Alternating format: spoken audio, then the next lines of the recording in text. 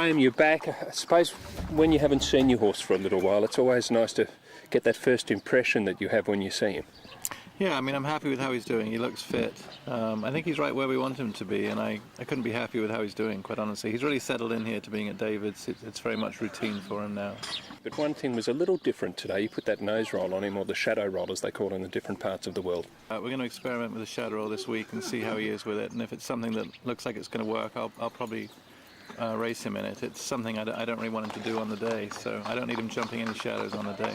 Is that an issue with him to keep him focused at his track work? Because if we watch him every morning, he takes everything and he knows what's going on. Yeah, and it never has been. I was actually very surprised he did it, and you know, everybody asked me about it on the day. I never saw him do it, and I assumed it wasn't that big a deal. But he did put in a pretty good jump, and you know, if that had been a race, it could have cost him. So I just don't want that to happen on the day. I noticed when you got in the box with him this morning, the first thing you do is check his legs, and that's a normal process with him for yourself. Yeah, I mean, that's routine. That's what I do with all my horses every morning. It just so happens I have one here and I have 100 at home. So, you know, at home I try and check all of them every morning. And the work that you're going to do over the next week, there's an important gallop coming up on Wednesday for him. Yeah, I mean, Wednesday will be his last piece of work. I doubt we'll do as much as we did with him last week. This is just sort of to freshen him up for the race. We're a week away. You're a happy man?